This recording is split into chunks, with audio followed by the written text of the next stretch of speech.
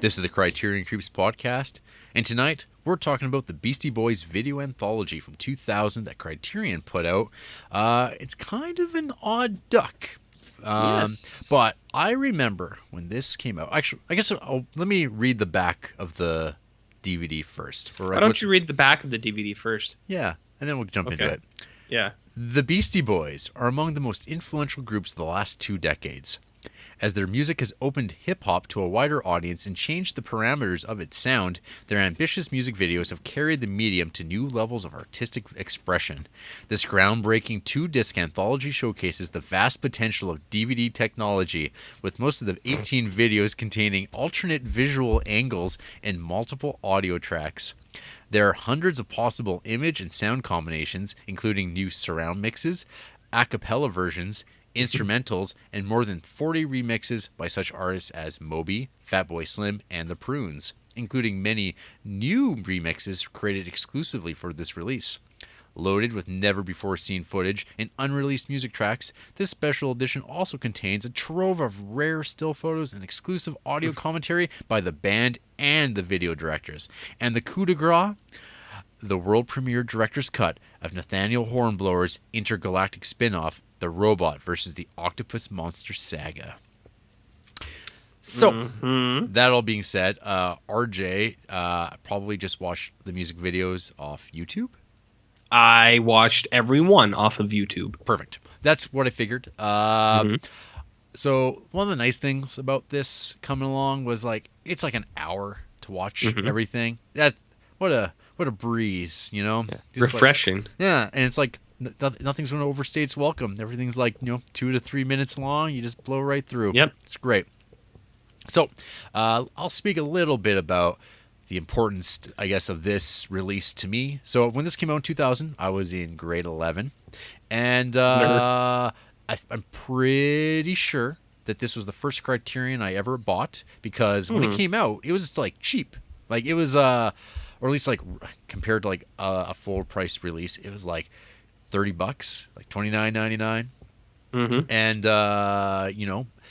back in that period of time, the idea of owning music videos that you could watch at your fingertips was groundbreaking. Or it wasn't groundbreaking, but that's what you had to do. So if I'm trying to remember my video shelf, one of my prized possessions was the Weird Al Greatest Hits VHS tape that had all of Weird Al's music videos on it up till when it came out, and that thing was amazing to me.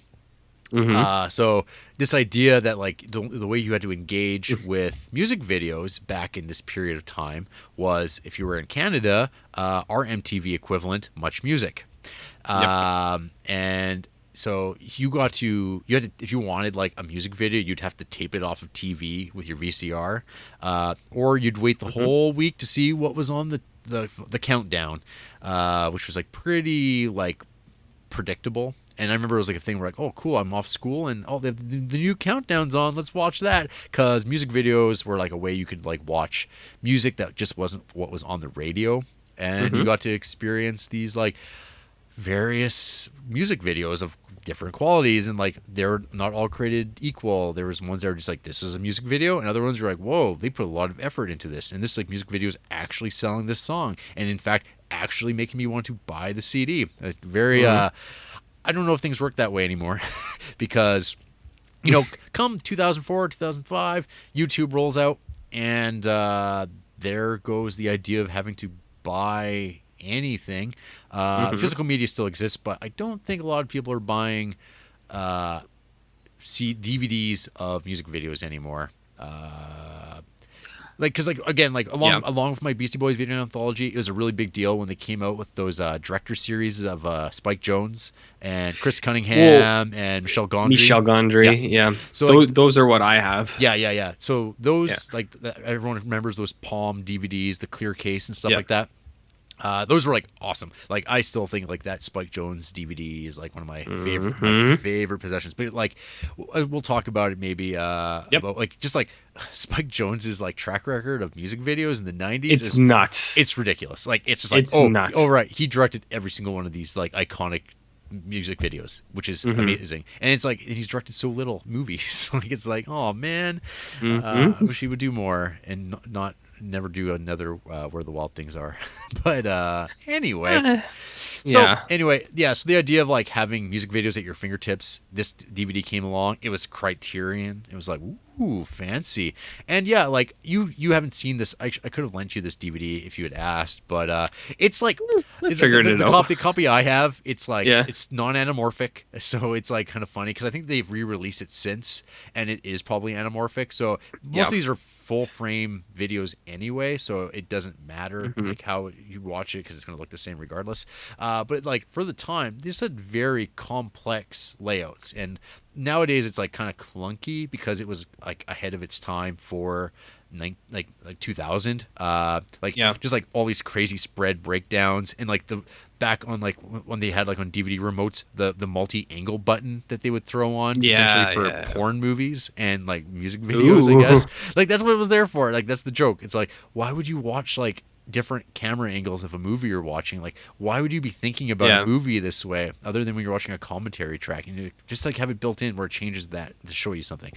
Anyway, but yeah, so I like watched this quite a bit when I guess like, okay, I wouldn't say I watched this quite a bit. I watched some of the videos on this a lot. Like it would be like my go-to, like, oh, I gotta watch this. But you know, life goes on and you just like put your Beastie Boys DVD away and you don't think about it too much other than like, oh cool, I've got that. So I got to dust it off after, I don't even know, probably like 13 years since I've watched it last.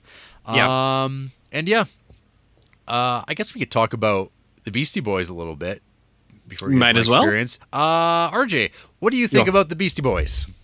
I love the Beastie Boys. Oh, cool. I'm glad. Yeah, it's not like those punks, the Rolling Stones, who never made anything decent.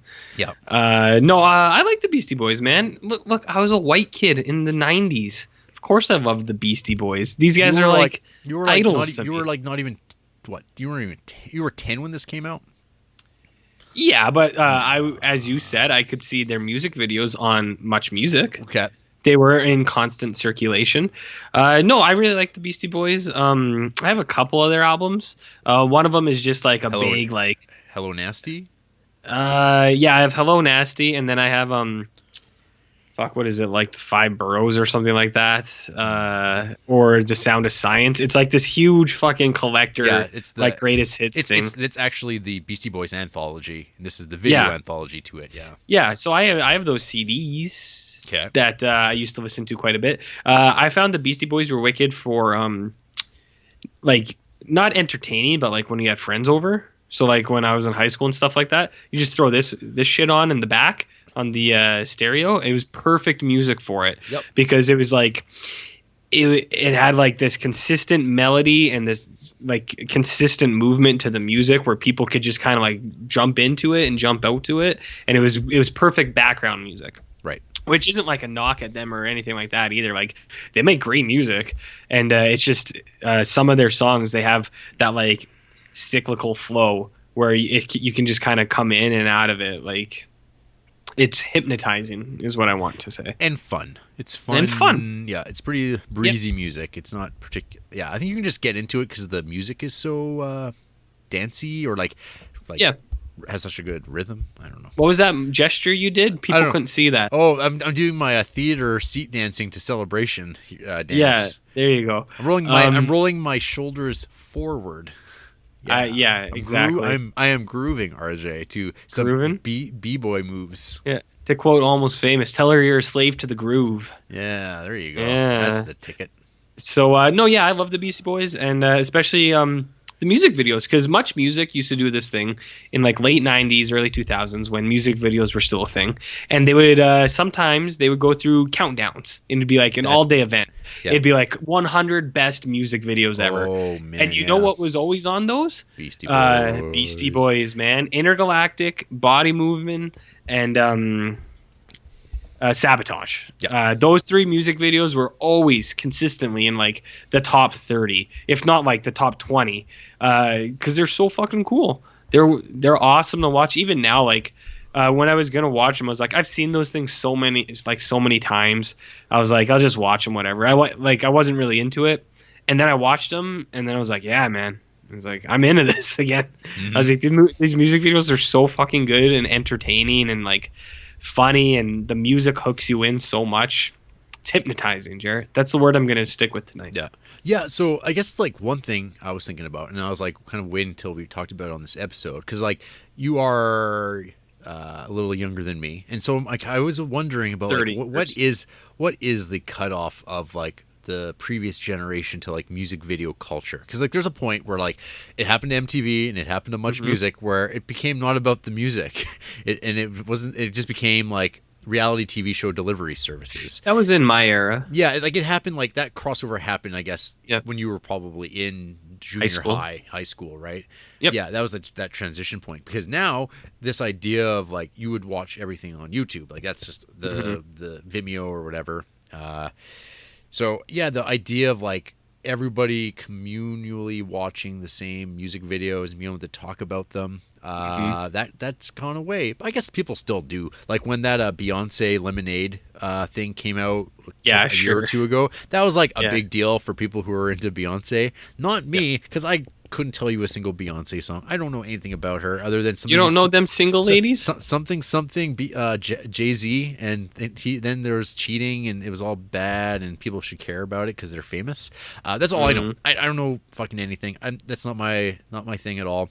But yeah, other than that though, you don't really get the sense that there's like any real one thing that everybody tunes into to be like, this is the music video selection process. And it was like, you know, hip hop doesn't exist in the Much Music Countdown Top 20 thing every Friday. That wasn't part of it. It was kind of everything else. There was no hip hop. No, there was like a. What about a little bit of rap, baby? I want to say that there really wasn't that much. In like it was. Everything else you could look at. I mean, I'm sure someone's like created lists of every single week because they've taped them all, because there's like crazy people like that. But yeah, I mean, there was like the hip hop had its own channel, and of course, or not channel, but its own host and its own like thing. And of course, it was a black man. What? Of course, because that's how it works, right? Anyway. My God, Jarrett. So Beastie Boys. Yeah, I mean, they are like, I like the Beastie Boys in like enough single form, like, but they're not like my music at all. They're like, I'm not like yeah, they're fun. There's like that handful of songs that I'm like, yeah, these are great. I like listening. Like when I listen to like some of these songs, I'm like, yeah, this song is really good. Oh, this song. They always like, generally speaking, they always like, yeah, all their songs sound almost pretty good across the board. So I guess the whole act of like, I mean, us talking about it, this is like a weird kind of thing on a Criterion show, because like we've been at this point talking about movies as like singular kind of things, and we can talk about it like for themes or characters, if we were bored or not. This is like kind of like, do we talk about each individual video? Because I've made notes. I got some some Wikipedia notes that I pulled I could throw out there. I guess the one thing I'll share is that like the vast majority of these are actually directed by Beastie Boy Adam Yauch, as it's not Yauch as Adam Yauch, Wyrock, MCA. Yeah, of course the three members, and of course Adam Yauch is the one who died in 2011 from cancer, which sucks because he was like the real filmy guy, as you could tell from the videos that he made, being a movie fan. And I don't know when you want me to get to it, he has a Criterion top 10. You know what, man, whatever you feel comfortable with. You hit it. I don't know how comfortable I feel about this. Okay, anyway, so let's go through the music videos. First up, they hit with a banger, Intergalactic. So Intergalactic, that is off of Hello Nasty, which I can't believe it came out in 98, May 12th, 1998. Or at least it was the first single from that album. I'm not sure when Hello Nasty actually rolled out. I feel like it was 99, but I don't know.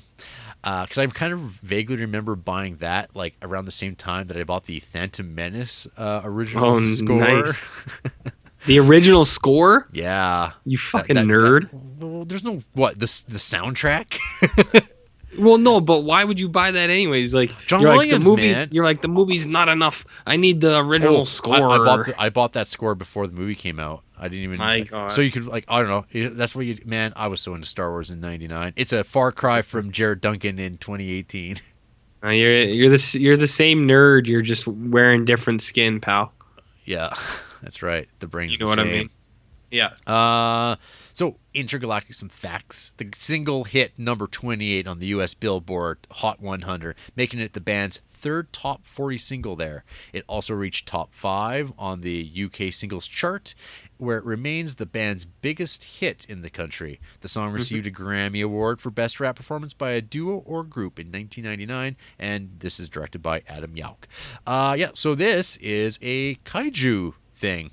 Yes, it is. And I remember this being quite novel back in the day. It was like, whoa, it's a robot, but it's like a shitty robot in a big city, and they're like they're in like safety equipment running around Japan. Japan's crazy, and then like a squid monster man, like a la the Power Rangers, shows up, and there's a battle.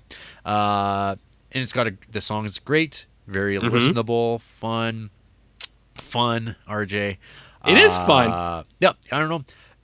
Then with this, I don't know. Did you actually watch the? I did. The Robot versus the Octopus Monster saga. Okay, so I did. I pulled a little internet magic, and I created an entry for this on Letterboxd, so I could have this slotted in. We'll see how long it lasts till the fascists over at the movie database come along and stomp it out, because it's not a film. But yeah, I watched it. It's like it's a 9-minute short film. It's the extended version of the music video. It doesn't really do anything different that couldn't have been told in 3 minutes, but it's a thing that exists, and I watched it. Any things you want to add to Intergalactic? No, Intergalactic's super cool. Song's wicked. I like the people's reactions. There's an old lady who throws her groceries on the ground. That's really funny. No, man, it's good. I like it. All right.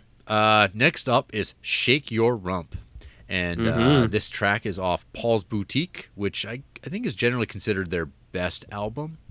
Even though I guess commercially it was their not a hit. Well, so one of the crazy things reading about the Beastie Boys was that when Licensed to Ill, their first like hip hop album, came out after they were like a hardcore punk band, they were like touring with Madonna and opening for her, which is like weird. Like that's like quite a jump. That's pretty nuts. So Paul's Boutique was like the follow up to Licensed to Ill, which has got oh god damn, what's their early song? But Fight for Your Right.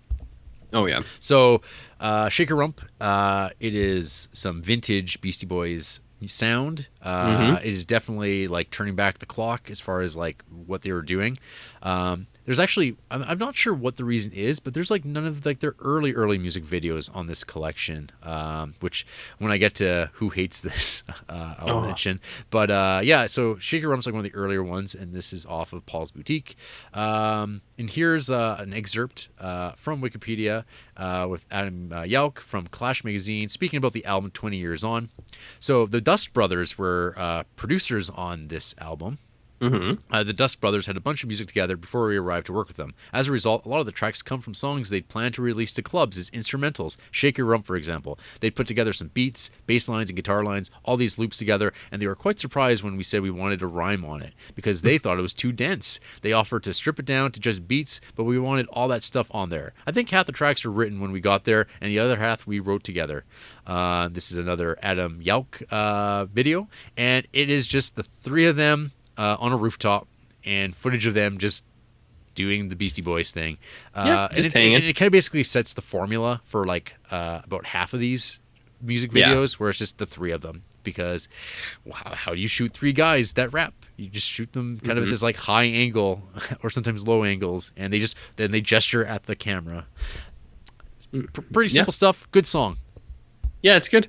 There's a cat on a record player in this music video. There is. Pretty crazy. Yeah, I was like wondering if I should make that the Creeps icon this week. You could. I haven't decided yet on that. Next up is the song Gratitude, which is off their album Check Your Head. And this is just dudes walking around. Yeah, this is the one in the desert, right? Yeah, kind of like cliffy, hilly things. They're just playing instruments. Yep.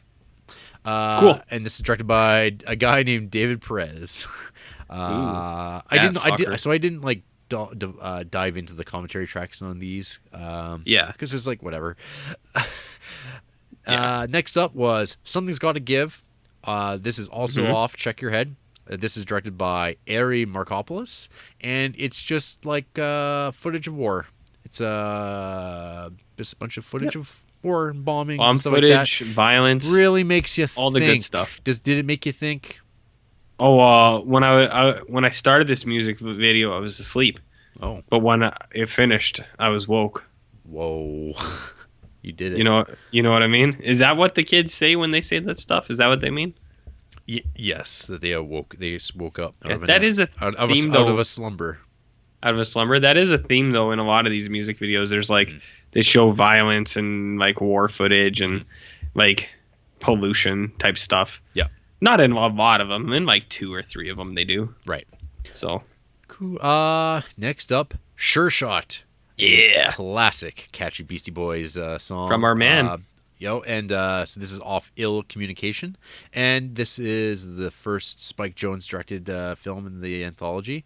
Not much to say about the actual video itself. The song is just like, I don't know, it's super catchy, very Beastie Boys. I don't know. Again, like I'm very ill-equipped. Like talking about dance. I'm not like a musician. I don't pay attention to lyrics a lot because I find when I do, I realize how bad most lyrics are. And even the lyrics that people think are good, I think are bad. So it's just best if I just listen to the music and decide, does this music move me? Does it make me like respond in some way? Does it get me? And I don't know. This like one a does. Real chud. Like real chud. Yeah. Yeah, no, this one, the only thing I would say about the video, it's a cool video because Spike Jonze rules. There's just a really funny moment where they're all in like their tuxedos looking at each other and they all kind of do like a fist bump to each other. They're like, we did it. Yeah, there's like, so this, so it's that video. Yeah, it's got some like music video-ness to it. Which really, well, it is a music video. I get that, but it's like there's that line of like, oh yeah, here's random footage of them swimming. I'm gonna shoot it underwater because that's like totally a Spike Jonze thing. A guy who's like shooting skateboard kids and stuff like that. This feels like the music video shot by a guy who was shooting music videos and shooting skateboard videos, and not a sign of like the true genius of one Spike Jonze. Exactly. Next up, Hey Ladies. Make Noise. This song is like, I don't know. It's such a pleasure listening to this song. That cowbell. It's been a long time since I watched it. Speaking of music videos, so this is like early on in their music. This is like from the late 80s, right? And it doesn't feel that old, but fuck, man, watching this thing inspired so much bad shit. like I'm sure. Like all the like bad things, like all the lessons that were learned from this fucking thing. I'm sure. Like, oh man, we'll do like Hey Ladies, and it's like, okay, all right. Some notes here about Hey Ladies. Hey Ladies is a song by American hip-hop group The Beastie Boys, featured on their album Paul's Boutique. It was the album's only charting single, hitting number 36 on the Billboard Hot 100. It is also the first single in history to chart in the top 20 of both the Billboard Hot Rap Singles and Modern Rock Tracks charts, hitting number 10 on the former and 18 on the latter. The 12-inch record and CD versions of the single were released as an EP entitled Love American Style. A music video, in the vein of Saturday Night Fever and the Dolomite series of blaxploitation films, was made for the song, and this was directed by Adam Bernstein. So this thing is like, it's a 70s pastiche, kind of before that was like something that happened. That would take off in the 90s, maybe because of this music video. Yeah, there's a lot of disco dancing. Yep, and ridiculous suits and platform shoes and all the good stuff. All that stuff that's like kind of cheesy camp ball stuff nowadays. But that song, very charming and sketchy. Good dance song. It captures disco-ness and Beastie Boys it. Mm-hmm. And then the last song on the first disc is "Looking Down the Barrel of a Gun." Right. This is off License to Ill. And my biggest note about this is this music video is censored. It's got like the swear words bleeped out. And I'm like, what the fuck? Like they couldn't find a better version of this? Like, oh, it must have just been burnt in or something, eh? Like, I guess so. I mean, because at the time they're like, well, this will only ever show on fucking TV, so we have to censor out the swears. Yeah, it's just kind of, but you'd think that like on the audio track that they're putting on this thing, because this thing's got probably multiple remixes and stuff like that. It's like, are those on all the remixes, or is it just on the like music video version, and that's the default track, and so you get these like bleep outs. Like, so when you watch this on YouTube, was it bleeped out as well? Did you notice any of those, or I honestly didn't notice that. It's quite possible that the version you watched was maybe like a better version than the one that Criterion had access to in 2000. I didn't notice that at all. I was just kind of going with it because I was like, maybe I missed that, but I don't know. I didn't realize that. I watched all these too. Like, I was paying attention, so I didn't notice any censoring. Right. And so this bad boy is also directed by Adam Yauch. Nice. Disc 2. Maybe I'm wrong on that. I didn't actually keep track of it. Because it's like, it's kind of split evenly. So maybe I'm jumping up 1, 2, 3, 4, 5, 6, 7, 8, 9.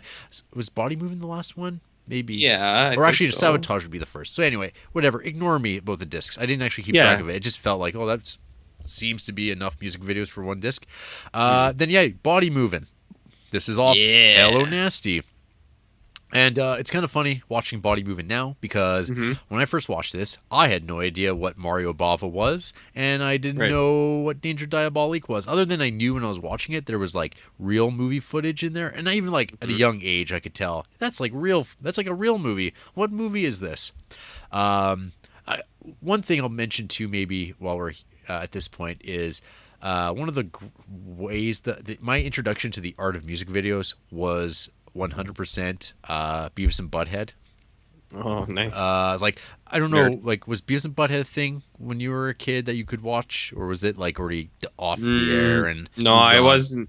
It was out of fashion by the time I was there. There was a video game that I played, Beavis and Butthead. Yes, there was. So I remember that, but the show not so much. So you've never watched Beavis and Butthead? I've seen some now, but like when I was a kid, it wasn't really. Oh boy! I don't think it was popular anymore when I was. Yeah, and it might have been too dangerous for you to watch at that age, or in your older siblings. No, I had no rules, man. No rules. Yeah, rules. I loved that Beavis and Butthead. They're brilliant. Probably I love the animated shorts, but I think most people have the most nostalgia for their music video commentaries. Mm-hmm. Which is like where I saw a lot of this stuff for the first time, I think. And Body Moving.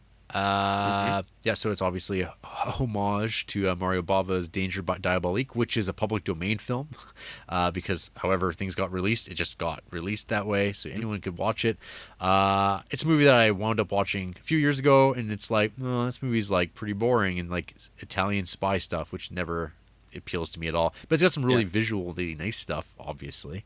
And man, so the decapitation scene in this music video I've seen so many times, because they would play it all the time on Much Music. Like, it was awesome. Like every like packaging about like anything, they'd throw that decapitation in there. Like, it just was a go-to. And there are things like I think about all the time when it comes to this music video. I don't even think it's like a great song. Like, it's good, but it's not like I don't love it. And but there's like stuff in this music video, and it's like kind of it's even kind of a slow music video. Like, it's like it tells this whole long story, and you're like, okay. I mean, back in the day, it was like pretty innovative and pretty groundbreaking, and it's definitely like one of those iconic music videos. But yeah, so the falling out of the plane, I like that when I imagine like shooting a scene where two people fall out of a plane and they start fighting in midair. Like that is like from this, and also that bird flying into the plane, into the guy's face, and him going back into the circuitry, and it explodes. I like that stuff. I don't know. I still think it's pretty goddamn funny, and it's so goofy. And there's like that final shot of just eating that like batter. It's like fondue. Yeah, the fondue. Yeah, but yeah, that bird coming in is awesome. I think that is really funny. And then the fondue. Yeah, I think his music video rules. Yeah, I like the song too. Like, it's catchy. Like a lot of the other ones, you just kind of you vibe, man. Right. You're slave to the groove. Adam Yauch again, and then the final track, the final video on disc 1. So what you want? This is off Check Your Head. Yeah. Woodlands and video filter shit. This is conceptually and visually blah. This is there's like nothing to write home about with this. Adam Yauch, this is a real swing and the miss for him. But I don't know. Again, it's the idea of like, oh, here's a shot of 3 guys and they're talking at the camera, this time from a low angle, and we're going to use a bunch of video filters. And I seen like in the, I think on Wikipedia saying, yeah, there's references to Wolfen and like the Predator like night vision thing, and I'm like, yeah, okay, whatever. That has nothing to do with this at all. So yeah, you know, it's a mixed bag. It's a mixed bag. A little bit mixed. Okay. Which brings us to disc 2, which is the one I definitely got the most mileage out of. Yeah, because of the first video on here, which is Sabotage. And this is from Ill Communication. And my note here to myself was, oh, hey, thanks, J.J. Abrams, for ruining this song for me. Because old J.J. was like, you know what? I need this to be in Star Trek because I think it would be funny. Yeah. And make some jokes about classic 20th century music. And then, oh, we're going to use it again in Star Trek 3. He's going to use it to distract people because Sabotage, right? So, yeah, despite that, this is the awesomest. This holds up so well. It moves so fast. I was kind of afraid watching it again, being like, oh, boy. This probably isn't aged well. It's not going to live up to my memories. Inspiring generations of people, I think, to make their own stuff. It definitely did to me. I watched this a lot. Yeah, and there's a reason why this, like, the Sabotage, like, visuals are like the featured image of the collection that this is on, because it's like iconic.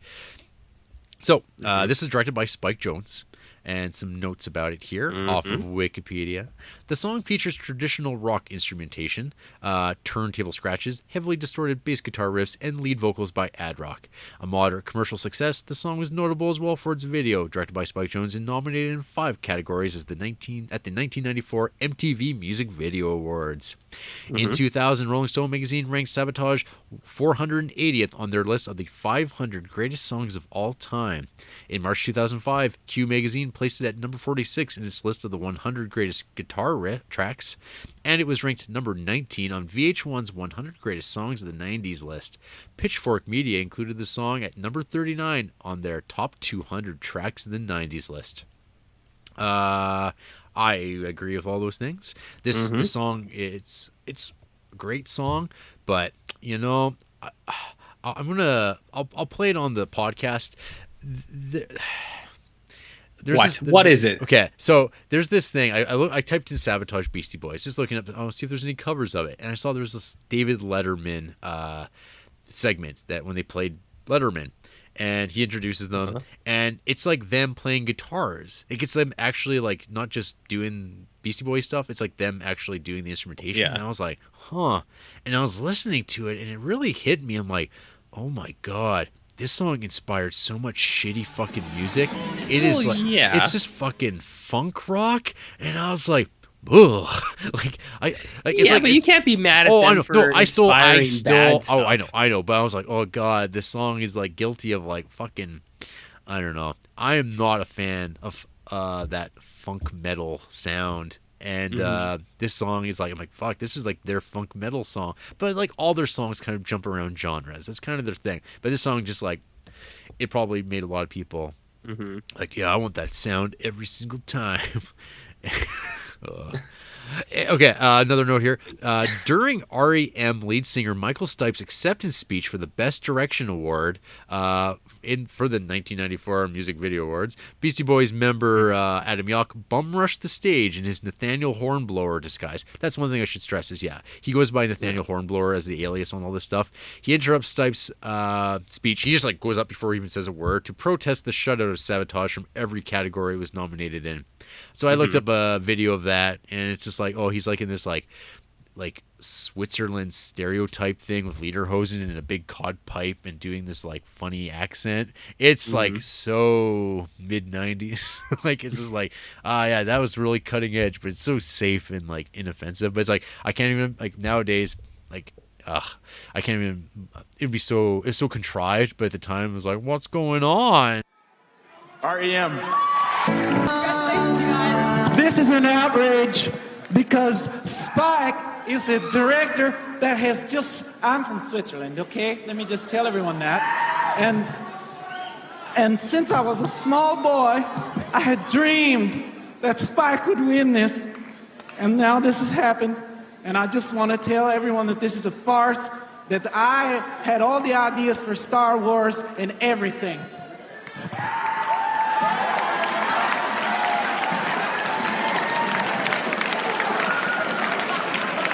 Wow.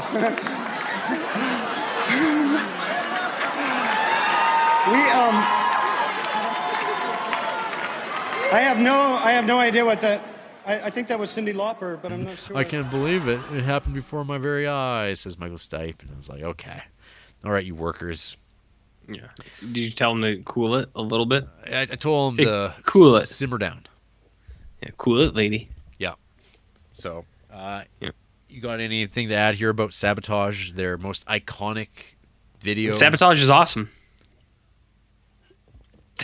Sounds good. It's awesome, man.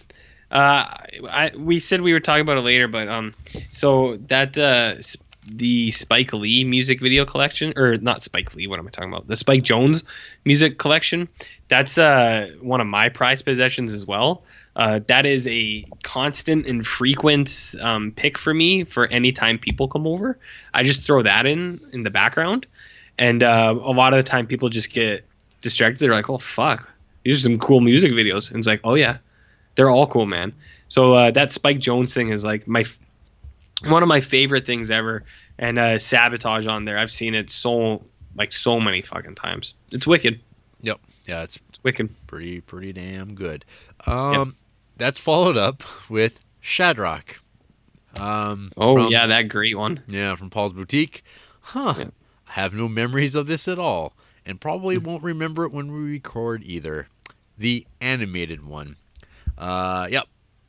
That's about it. Yep. Directed by Adam Yauch. This is a skip.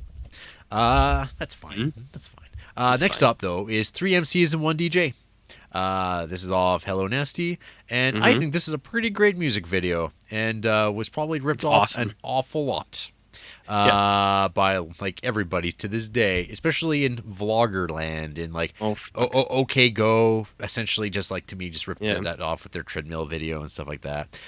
It's different, but it's like this idea of like this totally stripped down, elegant, simplistic music video. I think it's like it holds up really well. The build up for this one is immense, and then it's just fucking in your face.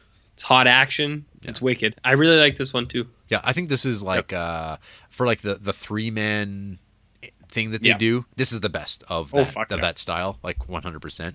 I think it's a great video, and I kind of forgot about it because when I saw them like three MCs and 1 DJ, I'm like, oh, I remember the song, but I couldn't remember the video. Then it was started, I'm like, oh right, this one with the triangle. This one's good. Next up is Ricky's theme from Ill Communication.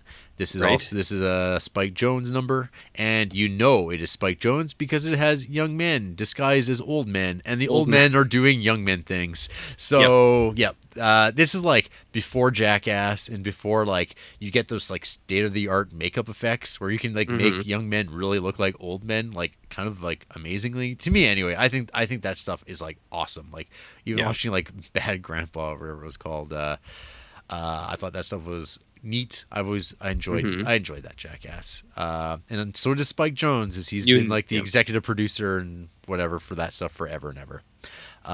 Any thoughts on Ricky's theme? It's kind of just there. It's just there. Yeah. It's just there, much like the rest of the music videos, I think. Yeah.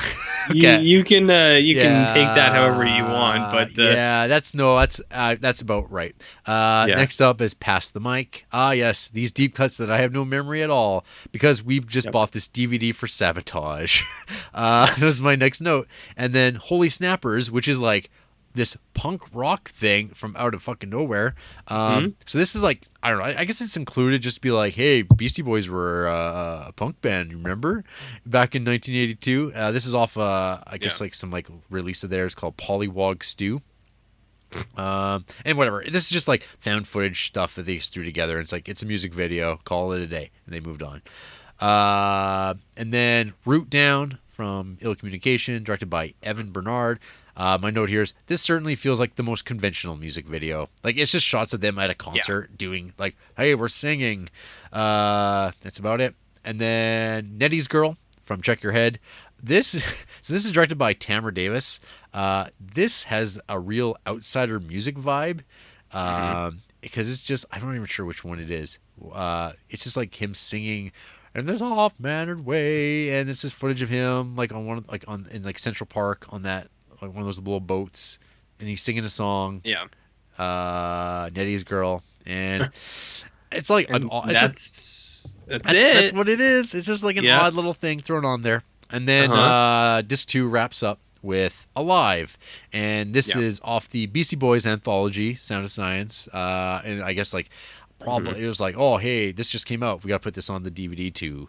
And so my note here is music videos, am I right? And this is kind of like, and this is like kind of like, and then did they ever do a music video good ever again after this point? And I mean, their career kind of like just petered off from this because one of them dies, and that definitely put the end to the Beastie Boys as a project. Yeah, so I don't know your thoughts, RJ. I liked watching these. It was, as you said, it was a refreshing little break. Just a nice little hour that you could pop through there. And I don't know, some of them, it's like I said, I've seen a lot of those music videos many, many times. Yeah. But watching them again, I was like, oh yeah, I remember why I watched these so much. Right. They fucking rule. And then there's other ones that are just there, but it's like, man, you can't just put out fucking 20-minute DVD with Sabotage, Body Moving, and Intergalactic on it. So, I mean, I'm looking over here, and I'd say that there are 7, like, good, like, very strong videos on here. And there's, like, out of 18. So, I mean, in terms of, like, releases and, like, whatnot, it's kind of like, if you're not a fan, like, you're not going to buy this. And nowadays, with YouTube and the fact that you can just, like, pull up any one of these music videos and watch them, and if you really want to copy, you could just rip them. I guess if you want to support the band, I mean, but it's so readily available, it's just out there. I mean, I'm sure the Beastie Boys even have like a page and they just put these videos on there. It's kind of like at this point hard to justify. I mean, there's like some neat things on the DVD, like for Sabotage, there's like the in character interviews they do with the actors that are the characters in the TV show and stuff like that. There's like those little details. So, I mean, if you're a real big Sabotage fan, you probably already own this because you're just like, oh, I got to have everything related to it now.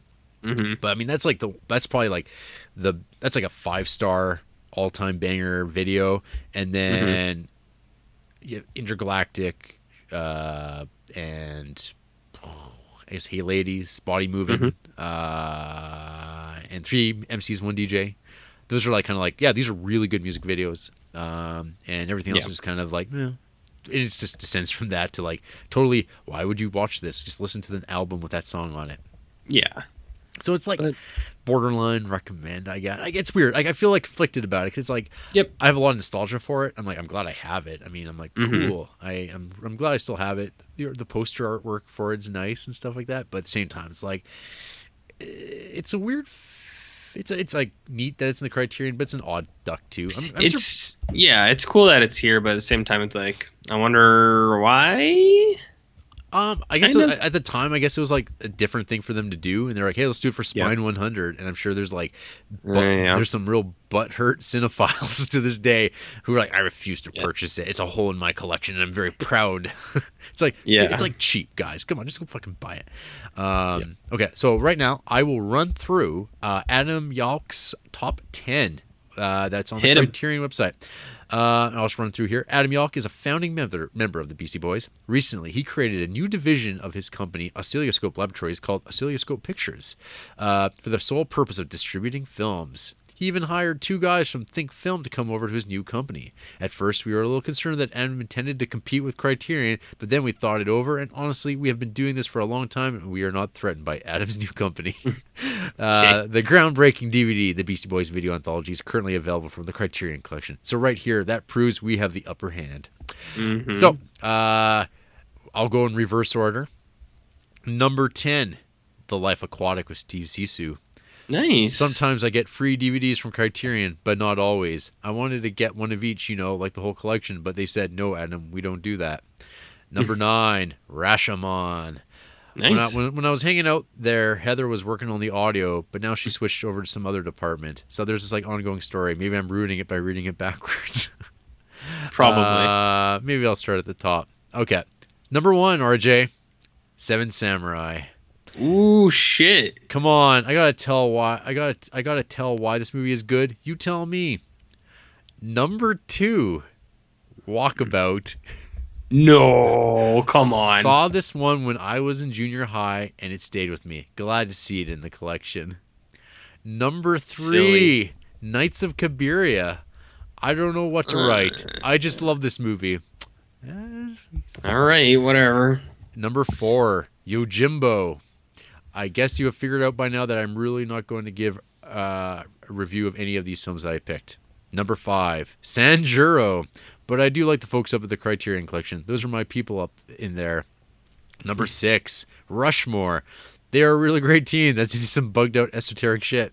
Number 7, And God Created Woman. Peter is like the bigwig. He's the head honcho. Number 8, The Harder They Come. Susan has her ear to the street. She always looks for some interesting stuff. I know. And then number 9, Rashomon. Number 10, Life Aquatic with Steve Zissou. Okay. Yeah, pretty solid picks. Yeah, especially that Walkabout. RJ. Oh, except, come on. Okay. That movie sucks. Okay, RJ. So, since this movie has a total of, I think, like 3 reviews on Letterboxd, Letterboxd isn't going to help me by telling me who hates this. However, I thought to myself, where do, like, troglodytes gather to like give their feedbacks about things? And I was like, aha, to Amazon.com. So over on Amazon.com, we got ourselves some reviews. This is 1 out of 5 stars.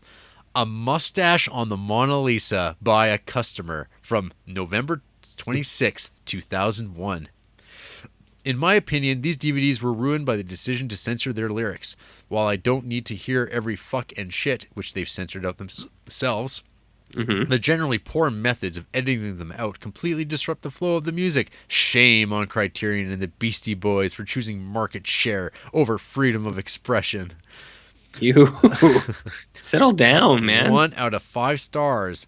Where are the License to Ill songs? From Charles F. Held from June 23rd, 2006. There's absolutely no reason for leaving Fight for Your Right, No Sleep Till Brooklyn, Brass Monkey, or other Beastie Boy hits off this. What's next? A Prince anthology with nothing off Purple Rain? A Madonna box set that leaves out Like a Virgin? Paul McCartney renouncing Yesterday? Criterion does movie releases so well. Okay, they had to re-release Charade because the first version wasn't anamorphic, but one has to wonder what the heck happened here. It's insane to think someone actually approved the final version of this product. Who cares about 45 different versions of Shadrach if the LTI songs are MIA? Get solid gold hits instead. That CD DVD set has the stuff that made the Beasties famous. And 1 out of 5 stars. Missing the only good Beastie videos! Times 20.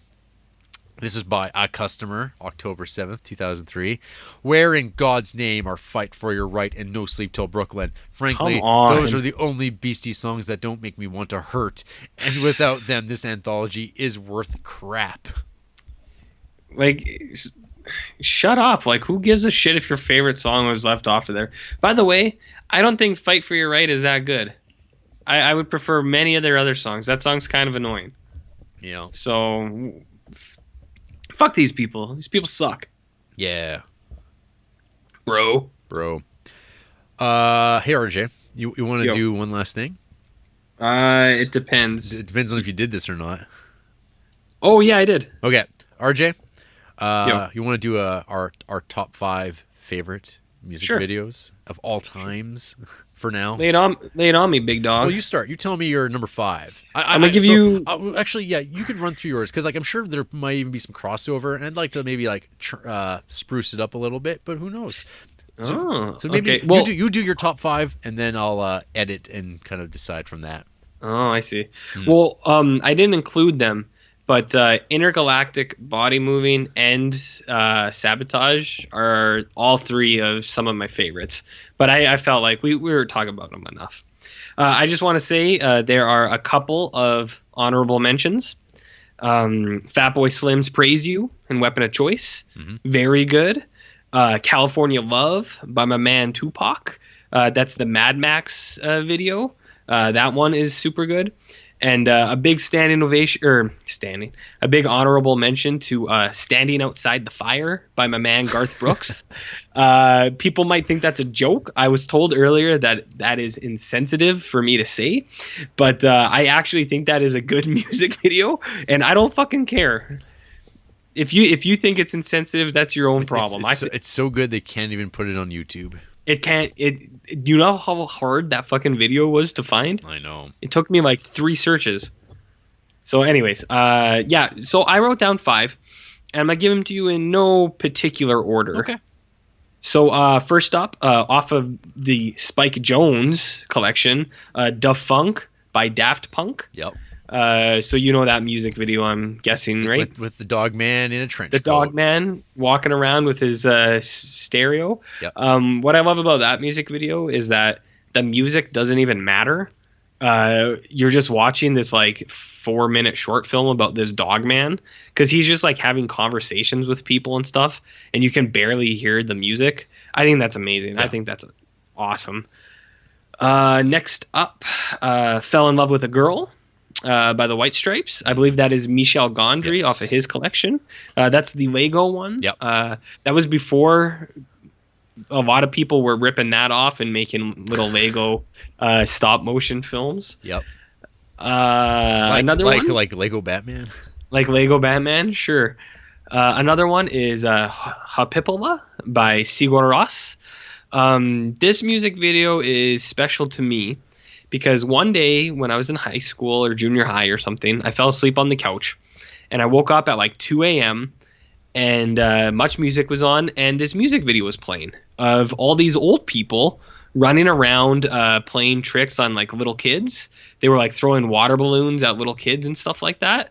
And it was this music I'd never heard before, and it was in a different language. And I was just like, what is this? And then I found, I saw that it was this weird song called Hapipola by a band called Sigur Rós. And they became one of my favorite bands ever. So that one is, I think, very cool. Next up, I have Do the Evolution by Pearl Jam, which even if you don't like Pearl Jam, you can't lie that music video isn't cool. It's like the anime one going through like time and stuff like that. It's got like the settlers giving the indigenous folk smallpox blankets, and then dudes in porn chairs, which is where it's leading apparently. Guys jumping out of stock market stuff. That music video is super cool. That's probably my favorite. I got one left though. So that one's probably my favorite. And this one was a hard one for me too. So I really like the Smashing Pumpkins. And I think they have awesome music videos. Like Tonight Tonight, which is like that George Millay movie. Yep. 1979, which is an amazing music video where they just gave those kids a bunch of cameras and let them kind of go do whatever. But I have to say my favorite Smashing Pumpkins music video is Ava Adore, because that is the music video that sparked the rumor that Billy Corgan's arms were longer than his legs, that he had gorilla arms. And when I remember I first heard that, I was like, come on. I was like, that's not real. And then I watched Avador, and I was like, holy fuck. I was like, Billy Corgan's arms are longer than his legs.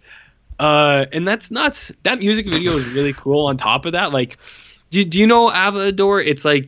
It's kind of like a behind, it's like an F for fake style music video where you see the track of the camera moving and you see the sets pass and stuff like that, and then it kind of shows what they're doing.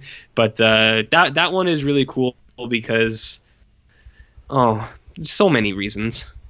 So those are some of my favorite music videos. Any crossover? I took off the funk. Like that wasn't like on my. That was like a working list thing.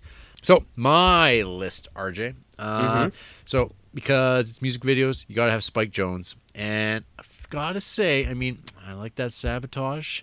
I even have a soft spot for that Buddy Holly by the Weezer, but hands down, probably one of my all-time favorite music videos, amongst many other people, is "Praise You" by Fatboy Slim. Yeah, isn't it amazing? I remember like the first time seeing that thing. And I was like, holy crap, like, this is everything I want. This is, like, so good. And I remember watching it, and, like, every week it went up and up that chart because everyone was on the same wavelength and being like, this is really cool. And I remember, like, watching it with my parents in a hotel room while we were in, like, Edmonton or something like that. And being like, hey, guys, you got to watch this. What, you didn't stay with your parents ever in a hotel room, RJ? Nope. No, I never left my house ever. You'll never relate to the Florida Project experience. Okay, keep going. Okay, Praise You. Praise You's awesome. Yes. I mean, I assume you've probably watched it at this point, folks. And it talks about B-boys, so.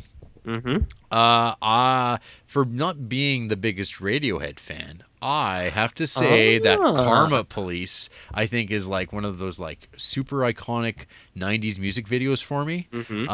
Just like the man running away from the car, and there's like no explanation of what that is, and it's just like the camera floating back and forth to Tom York, who was also brought up earlier on this cast. So I've always liked that a lot. This is going to turn into like not even a top 5. I'll just be like, here's a bunch of music videos I like. I'm a fan of Fiona Apple's Criminal. I think that's a really cool music video. It's very similar to Karma Police in a lot of ways. Same era, but Fiona Apple's just got like that like perfect look of like a kind of like a star. Great voice, and the music videos got this like kind of like weird like Polaroid film, like crime footage sort of thing going on. I don't know if I'm familiar with that one. Oh, it's I'm a big Fiona Apple fan. What was the song called? Criminal. That's her like probably most famous song. I'm surprised you don't know. Yeah, fuck. Yeah. As soon as I saw that thumbnail, it's like I got it. Yeah. So that's a video I like. Sexy. I'm a basic bitch for music. Sure. So Blur, Coffee and TV. That's RJ's tending to his cat. I'm listening. Keep going. You know Blur's Coffee and TV. Yeah. I know Blur. Yeah. Come on, brah.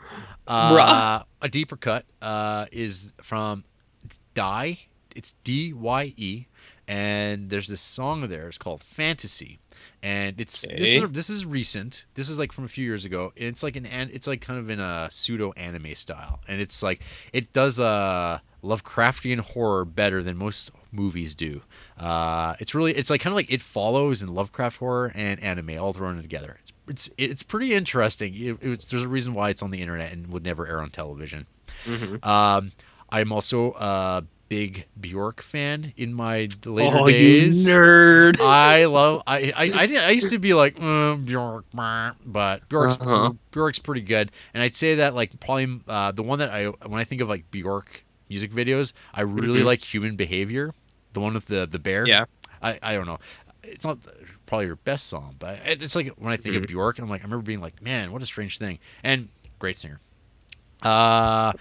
And then again, I'm already breaking my rules of top 5 because here's a bunch of music videos I like and I made a list of. Bat for Lashes, What's a Girl to Do? It's a pretty good video. It's also got this. It's very similar actually to Karma Police and Criminal in a lot of ways. Are you familiar with Bat for Lashes?